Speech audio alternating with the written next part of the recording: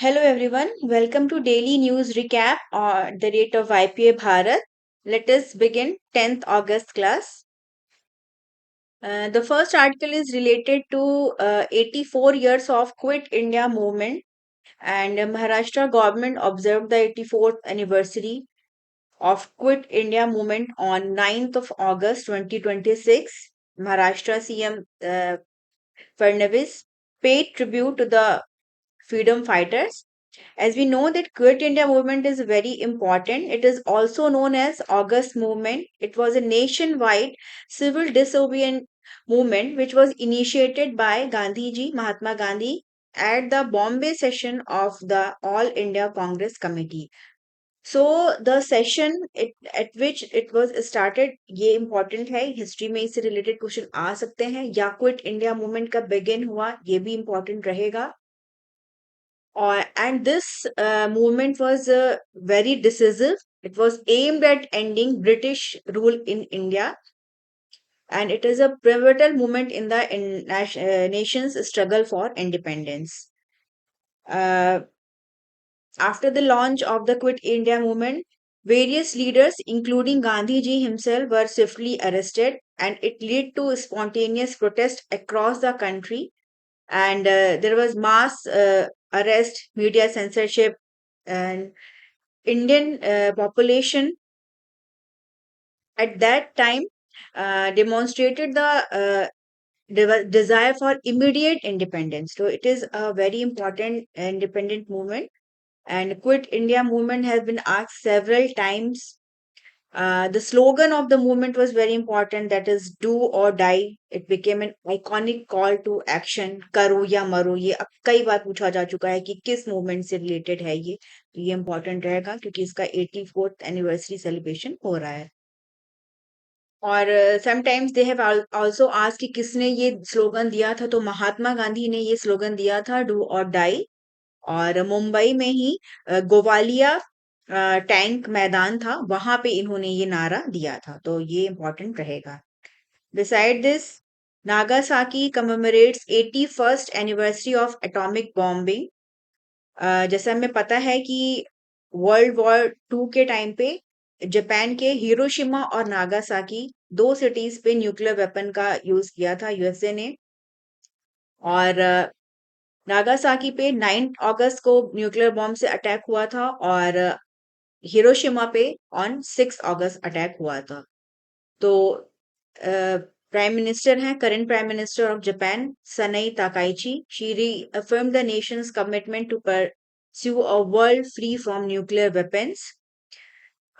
United States deployed a plutonium-based atomic bomb, which was named Fat Man, and this devastating event resulted in the death of approximately 74,000 people by the end of the year, and it was a direct catalyst for Japan's unconditional surrender in World War II.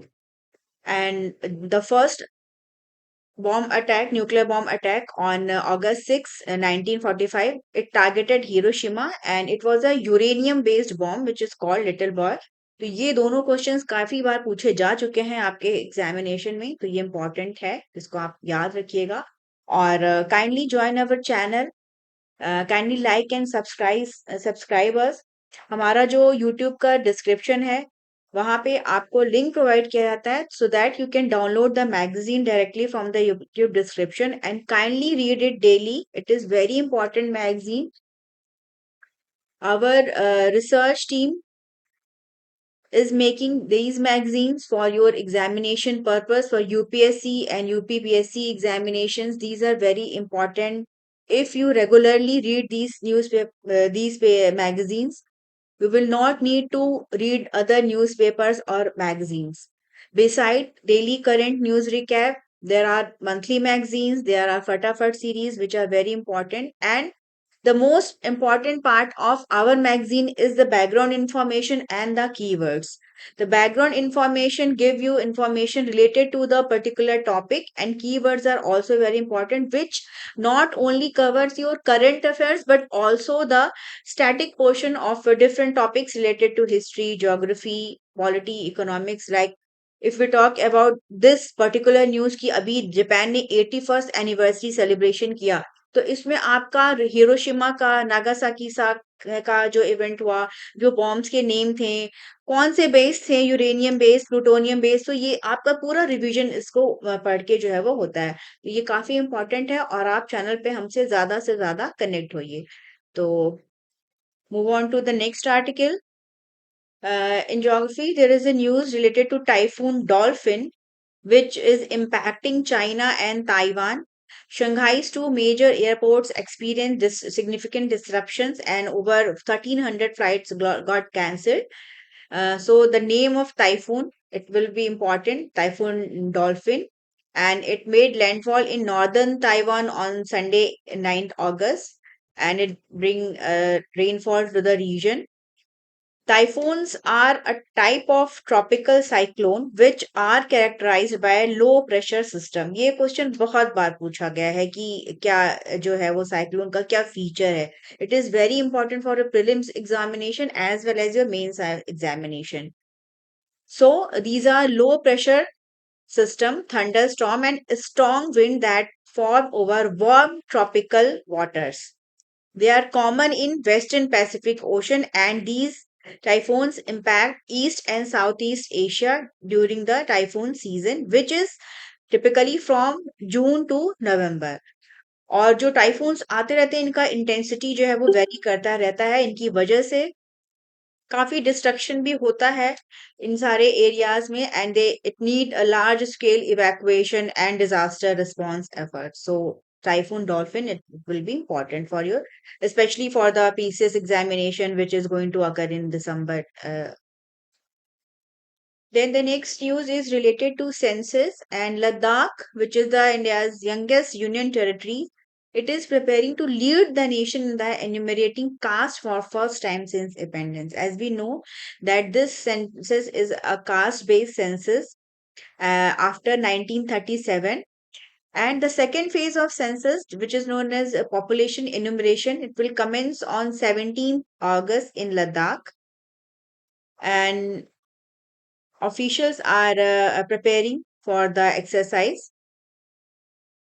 And since this is a digital census, we have already told you many times, it will require enumerators to geolocate structures using a mobile application. So this will happen first time is it will start from the Ladakh. तो ये important रहेगा. और Indian census has historically collected data on various social and democratic parameters, and in 2011 it was the caste was an open-ended question on caste, but the data was not made public due to debates over its methodology and the potential for misuse. And there were demands for caste-based census, so government approved it, and the new census, which is the so this census is 16th census, which is a caste-based census, digital census, and since independence, it is the 8th census. तो ये information भी आपके लिए important रहेगी कि कौन से number की है, क्या है, ठीक है.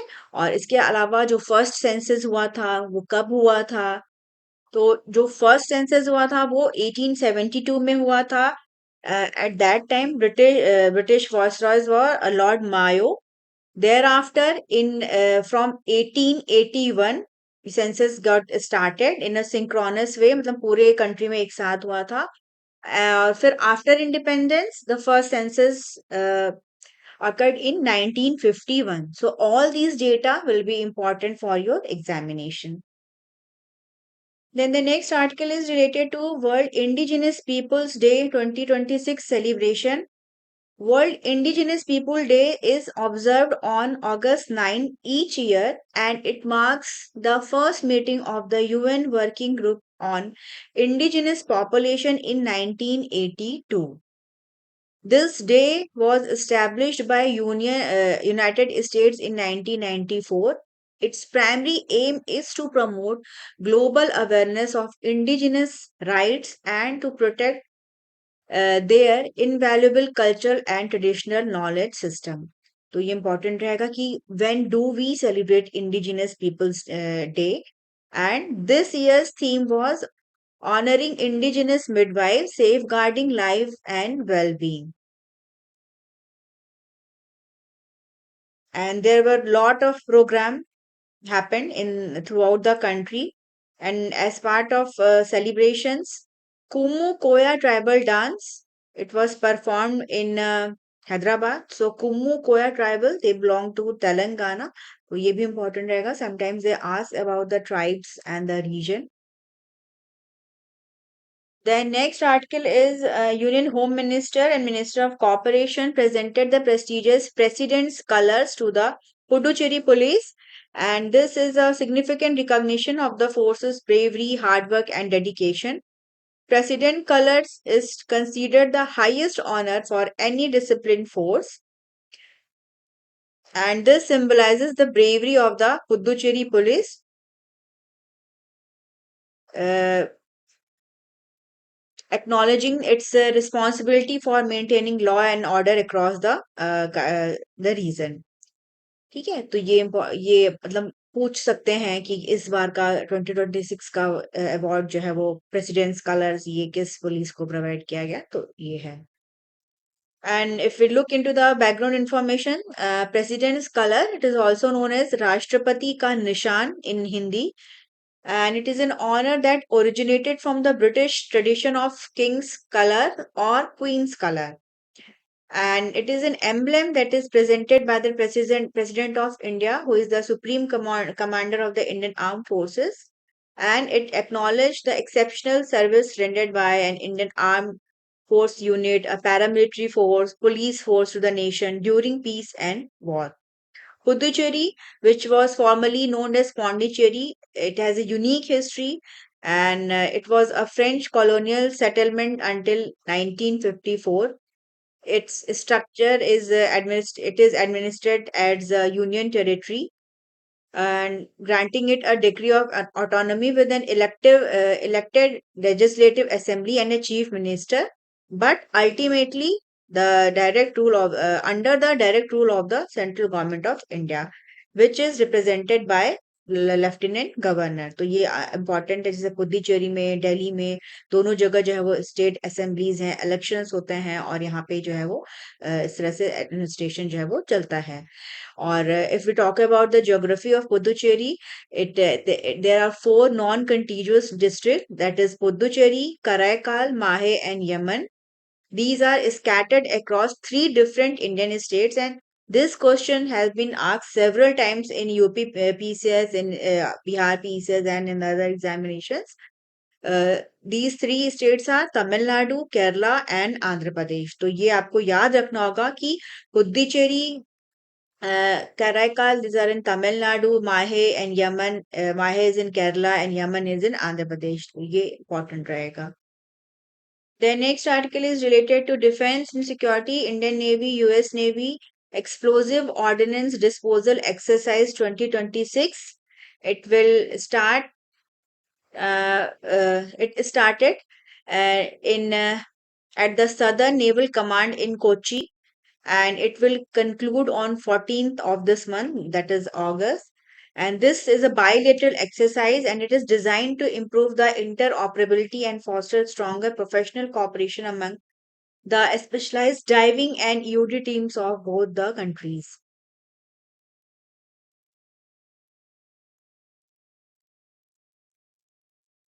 Explosive ordnance disposal, it is a specialized military discipline which is focused on detection, identification, and rendering safe and recovery of explosive ordnance.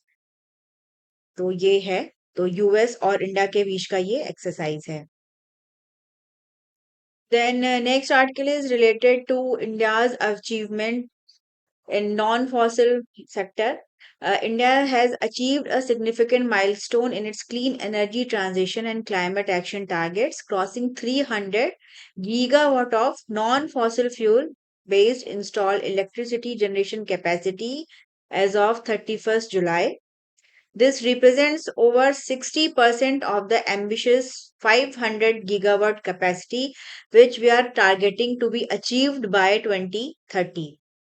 The country's total electricity generation capacity is approximately 552 gigawatt, and by achieving 300 gigawatt, it means that now we are generating 54% of total energy via non-fossil fuel based resources. And if we break down the 300 gigawatt non-fossil fuel capacity as of July 31, which is the government data, it includes 164.59 gigawatt from solar power. So this will be important for exam. 58.14 gigawatt from wind power, 57.24 gigawatt from hydropower, 11.75 gigawatt from biopower, and 88.78 gigawatt from nuclear power. So they can ask about what is the percentage of nuclear sector, इस तरह से, या solar energy का क्या है, ये पूछा जा सकता है. And solar energy has been primary growth engine which has expanded from 2.8 gigawatt in 2014 to around 165 gigawatt at present. During the fiscal year 25-26 alone, the record capacity of 52.29 gigawatt of non-fossil fuel-based electricity was installed, with solar power contributing 44.6 gigawatt and wind power adding 6 gigawatt. So these data will be crucial for our examination, and it can be asked since it is a government data which has provided in parliament. And India is aggressively pushing towards non-fossil fuel capacity, and it is a part of its commitment to the Paris Agreement and its updated nationally determined contributions. We are targeting to achieve net zero capacity by 2070. तो ये भी important रहेगा. And beside this, the country's aim of 500 gigawatt of non-fossil energy capacity by 2030, it is also significant. They can ask this in examination. Our aim of Atmanirbhar Bharat or Self-Reliant India initiative, it is further strengthening through the local production and reduce reliance on the imports, particularly the fossil based fuels like petrol, diesel, all these things. तो ये आपके exam में important है, पूछा जा सकता है. Then government has provided information regarding Pradhan Mantri Awas Yojana Urban, its progress report, and Pradhan Mantri Awas Yojana Urban and its updated version PMAYU 2.0. A total of over 1.25 crore houses have been sanctioned, with more than 1 crore of these have already completed and delivered to beneficiaries nationwide. Under Pradhan Mantri Awas Yojana 2.0, specifically over 2.09 lakh houses have been sanctioned for economically weaker section across 16 states and union territories. These include Andhra Pradesh, Arunachal Pradesh, Bihar, Chhattisgarh, Gujarat, Jammu and Kashmir, Jharkhand, Madhya Pradesh, Maharashtra, Manipur, Odisha, Rajasthan, Tamil Nadu, Telangana, Uttar Pradesh, and Uttarakhand.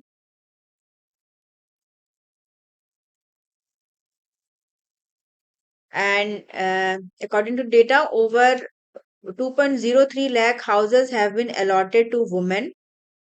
Further, the scheme has earmarked specific allocations for various demographic groups. More than 16,600 houses have provided for senior citizens, around 22,000 for scheduled caste, over 14,000 for scheduled tribes, and 75,000 for OBC classes. So ये government का data है, तो ये important रहेगा.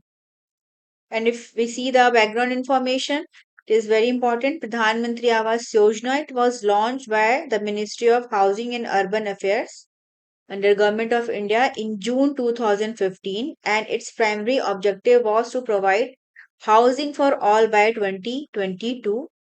The scheme focuses on addressing the housing shortage in urban areas by promoting the construction and upgrading of houses for urban poor.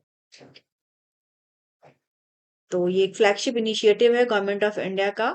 तो अभी target तो अभी हम अचीव नहीं कर पाए हैं कि 2022 तक हो जाना चाहिए था, बट इसमें जो प्रोग्रेस हुआ है ये अभी वी कैन सी। और ये जो डेटा है that will be important for your exam. और जैसा कि हमें पता है असम में बाढ़ आई हुई है, फ्लडेड है असम में, तो वहां पे CSIR NEERI, Council of Scientific and Industrial Research, National Environment Energy Research Institute, they are distributing 100 units of emergency insta portable water purification system which has named Neri jar. तो ये इम्पोर्टेंट रहेगा अभी flood situation से fight करने के लिए। ये जो यूनिट्स हैं यहाँ पे प्रोवाइड की जाएंगी। और अगर हम बात करें इसकी तो these are community based and 75 are household units. Nerizar technology, it was first developed in 2006 during the Barmer floods and subsequently improvised and developed during cyclones and floods in Sundarbans in 2009, Uttarakhand in 2013, Chennai in 15, Kerala in 2018 and Bihar in 2019. तो Nerizar ये this is important, it is an emergency Insta portable water purification system. और किसने develop किया है इसको? CSIR NEERI institute ने। ये एक मतलब ये एक ह्यूमैनिटेरियन एफर्ट है to ensure access of safe drinking water in the region after the disaster. तो ये है। Then if you talk about international relations, United States has rejected China's initiative to designate Scarborough Reef as a national nature reserve, and US State Department stated that this action could impede Filipino fishermen access to their traditional fishing areas, a right upheld by 2016 arbitral award. Scarborough Shoal, these are also known as Pantang Shoal in the Philippines and Huangyan Island in China. It is a strategically important feature in the South China Sea, and control over the shoal and its surrounding water is crucial for the fishing rights and potential resource extraction. तो इसको लेके विवाद रहता है China के साथ और बाकी कंट्रीज का। और यूएस ने कंफर्म किया है कि इनका there solidarity with the Philippines, which is an US ally, and it is promoting a free and open Indo-Pacific region, according to the statement of US. In 2016, uh, South China Sea Arbitral Award, it was rendered by a arbitral tribunal established under the UN Convention on the Law of the Sea, that is UNCLOS, determined that China lacks any legal basis to claim historic rights over resources within this maritime zone falling within Philippines exclusive economic zone. तो ये विवाद मतलब Philippines के ये अंतर्गत आता है, जो भी फिलीपींस के अलाई हैं, जो कंट्रीज हैं, इसको सपोर्ट करते हैं। चाइना ने इस रूलिंग को कभी सपोर्ट नहीं मतलब एक्सेप्ट नहीं किया, और चाइना का कहना है कि नहीं ये उनके वाटर के इसमें आता है, उनका कंट्रोल है ये। तो बिकॉज ऑफ दिस इनके दोनों कंट्रीज के बीच में जो है वो काफी सारे टेंशन जो है वो शुरू मतलब होते आए हैं। और 2012 में एक क्लैशेस हुए थे फिलीपींस और चाइनीज वेसल्स के बीच में। उसके बाद से चाइना ने वहां पे एक इफेक्टिव कंट्रोल पा लिया था। फिर 2016 में ये रूलिंग आई थी जिसको चाइना ने इग्नोर किया, और अभी फिर से इस पे विवाद है। तो इसका जो रीजन है, जो इसका ज्योग्राफी है, लोकेशन, ये इंपॉर्टेंट रहेगा। This is a disputed coral reef in the South China Sea claimed by Philippines, China, and Taiwan, and it is a significant fishing ground.